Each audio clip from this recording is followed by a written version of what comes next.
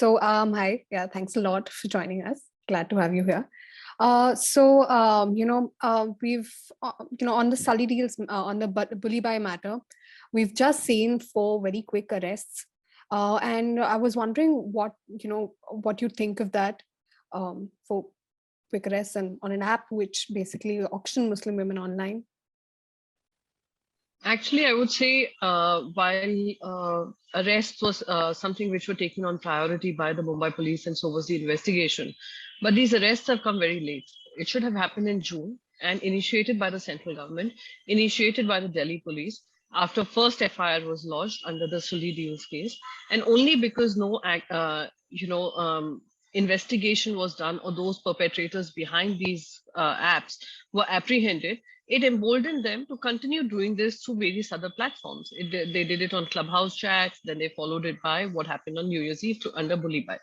Unfortunately, the arrests that have come across and those who seem like the mastermind, though I'm not sure if this should be considered as a completed investigation, because all of them are young people between 18 to 21. What drove them to this kind of radical thought process? Who are the trigger points for them? What triggered this, and what made them so emboldened enough to continue doing this repeatedly, knowing that they were breaking a lot many IPC sections as well as IT Act. So those are things which I think need to be pondered upon and should be looked into. Okay. So when the Sully Deals matter came to light, you had written to the IT minister, and I was just wondering, when you first raised the matter, what was the kind of reception that you received from your political colleagues? Actually, I think everybody welcomed it that that I have taken this up.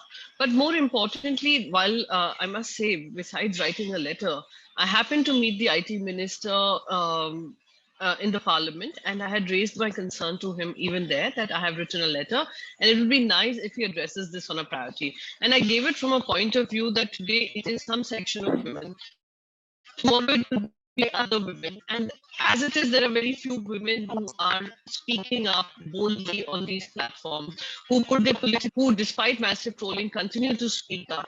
They need to be addressed. He did commit to wanting to work on it, but unfortunately, his words and actions did not match. But I continue to follow it up because I look at it from a strongly a gender lens, a gender perspective, and there were many intersectionalities as far as this particular case was concerned. These were women who were influential. These were women who were speaking up, perhaps against the government of the day, as well as their religious identities. So they were profiled and they were attacked and trolled in a I would say pre-decided fashion and manner. So that is why while everybody welcomed it, I try to ensure that something that I have picked up reaches its conclusion in the true manner in which how justice system and legal delivery systems in India should work.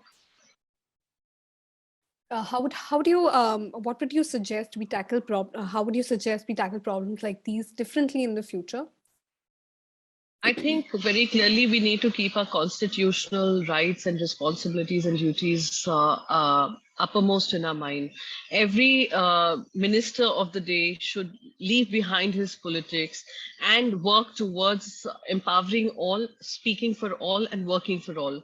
We cannot reduce ourselves or our justice system or our law mechanism on the basis of how politics works. Politics is an ongoing process. Governments will come, governments will go. Political parties will come, political parties will go. What we're doing right now by staying silent is compromising our institutions and their capabilities to ensure there is a delivery mechanism for justice.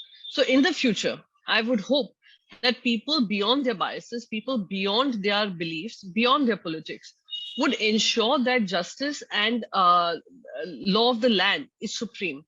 And in case we feel, for example, when I spoke to the IT minister, when the IT minister wrote to me, he said we do not have enough, I would say, sections in the IT Act which particularly address women-based issues or women stalking online, etc.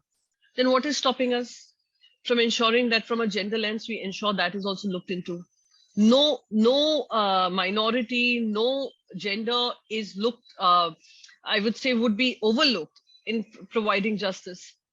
He in fact had asked me, and I share this for the first time, he in fact had asked me to make a report of various other countries and how they react to sites such as these.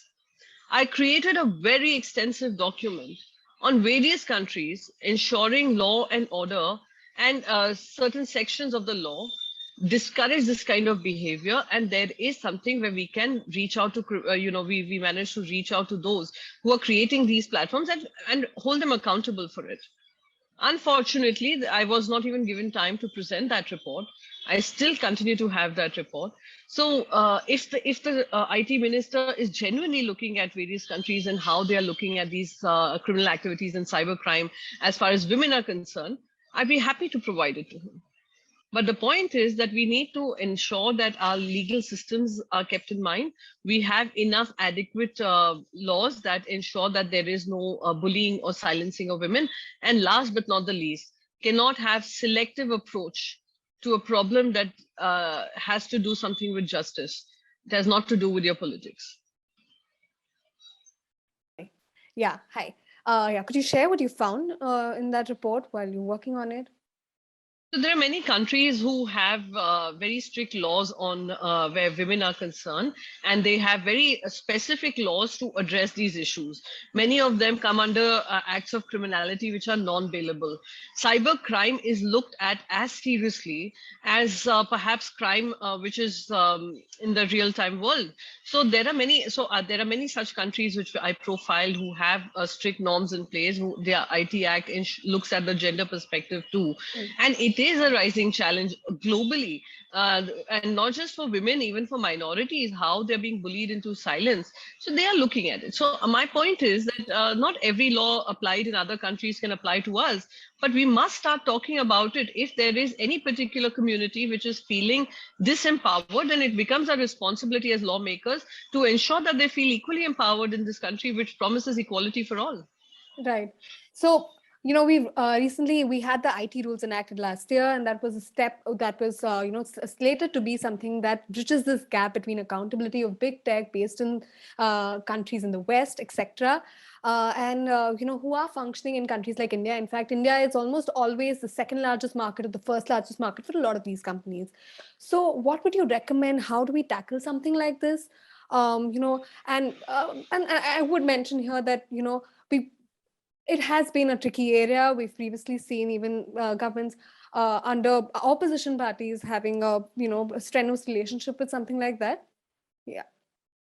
So I must say this again, that as far as these IT companies are concerned, these social intermediaries are concerned, social media platforms are concerned, before Mr. Vaishnav took charge as the IT minister, and before this entire Sully deals as well as Bully cropped up, I had raised this matter with Honorable Ravi Shankar Prasad ji, who was the IT minister then, where I said these platforms look at us as one big market with the huge, humongous population which is going online every single day, I would say.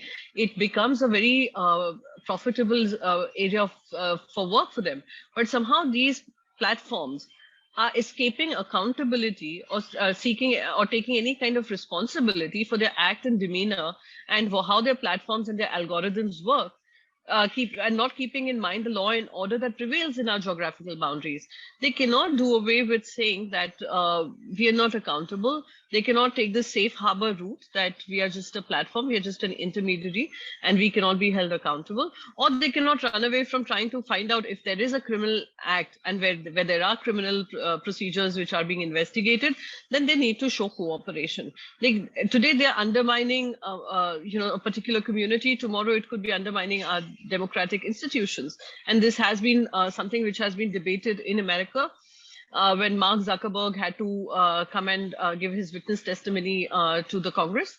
So why can't we do this? And the entire discussion was beamed live across America, across the world, for people to see and witness. Singapore has some tough laws. Australia is coming up with some tough laws. UK is doing that. US has already in the process of consulting and doing something like this. So what stops India from doing it? Why should India look at every law that comes into place from trying to save the government of the day? We have to realize Like I said earlier, parties come, parties go, governments come, governments go. The institutions cannot be compromised. And these intermediaries are becoming a huge roadblock to ensuring that such kind of hate crimes, targeted crimes, communal crimes are put to an end. So any pointed suggestions? I think I had suggested this before the IT Act came across, where I had said if you bring the criminality part of it, where you also take away the safe harbor that they continue to talk about, you have to make them accountable to ensure that they work as per the laws and procedures of the land. They should also be working alongside, I would say, legal spaces as well as policing agencies to help them in the investigation. They cannot continue to, for example, I'll give you, Australia has now come up with something where the anonymous accounts will no longer be anonymous. Their information has to be shared. So something like that, some tougher measures to ensure that while these platforms continue to engage, continue to thrive, continue to perform in these markets, but they also realize their responsibility as per the geographical boundaries. Just because you have your servers overseas does not mean that you can get away with any accountability in the markets you're functioning in. So I think, for example, in 2012 also, GitHub platform was banned in India because they were not following the norms of how Indian legal system works. So we need to be very clear that today we are in a position of superiority. We are in a position of ensuring that our systems are so foolproof that we cannot be misused, they cannot be misused, and our people cannot be misled into some kind of belief. So that is, I think, important, because we also need to understand a lot of not so literate population is going to be digital. They're going to go on these platforms. They're going to be impacted with the new stories that come. They might start to believe that these stories are for, the truth. So we have to safeguard our systems and our democracy in a way that fake news and fake agenda do not rule the roost. Okay. So you'd recommend cracking down on section, I think it's 679, right? Or 70. I wouldn't be able to tell you exactly the section because I'm not a legal expert here, but I can definitely say that as far as this is concerned, and from what I understand from a lawmaking perspective or as a lawmaker, that I'm sure we can have legal, experts coming, luminaries coming and making something where we have all stakeholders coming and engaging. I can, from my perspective, tell you what are the loopholes that exist. Legal experts can perhaps frame something which gives you the, the I would say the framework for us to be functioning in. Mm-hmm. Right. Okay. So, also, I would also like to say that, you are one of the women, female politician who's quite active on the internet. And, I'm just wondering, as we talk about women's safety online, I was wondering, what has your experience been?